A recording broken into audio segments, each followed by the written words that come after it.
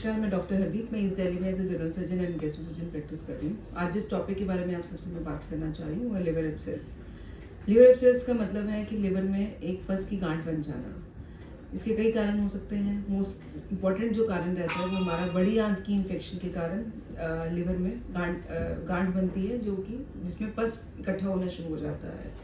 क्योंकि हमारा सारा जो बड़ी आंत का ब्लड है वो लिवर में जाकर फिल्टर होता है, तो लिवर में जैसे ही हमारी बड़ी आंत का सूजन रहती है तो वो लिवर में जब जाएगी इन्फेक्शन तो वहाँ गांठ बन जाती है।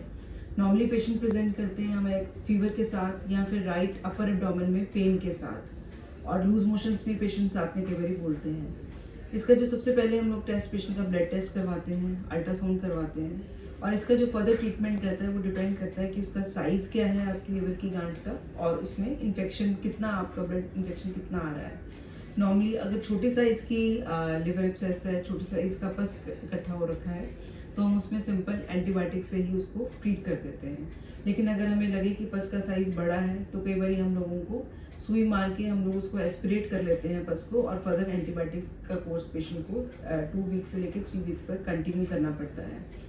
कई बार पस का साइज़ इतना बड़ा रहता है कि हम लोग सुई से एक बार में एस्पिरेट नहीं कर पाते उसको, तो उस कंडीशन में हम लोग रेडियोलॉजिस्ट की हेल्प के थ्रू उसमें हम लोग एक पिकटेल, जिसको एक पतली पाइप डलवा देते हैं, जिससे वो धीरे धीरे जैसे जैसे पस बनता है वो ड्रेन होता रहता है, और विद साथ में पेशेंट को एंटीबायोटिक्स भी चलते रहते हैं।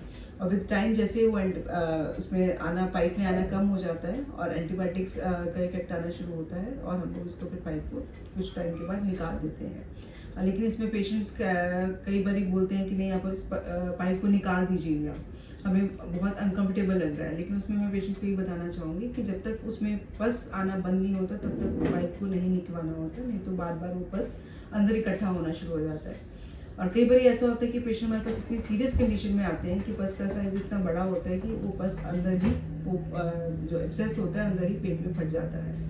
उसको फिर हमें पेशेंट को सर्जिकल मैनेजमेंट के लिए लेना पड़ता है, या तो हम लोग फिर पेशेंट की कंडीशन देखते हुए दूरबीन से वो पेट के अंदर की सफाई करते हैं, और नहीं तो फिर अगर पेशेंट दूरबीन का सर्जरी नहीं टॉलरेट कर पाता तो उस चीज़ में हम लोग को पूरा ओपन करके ऑपरेट करना होता है।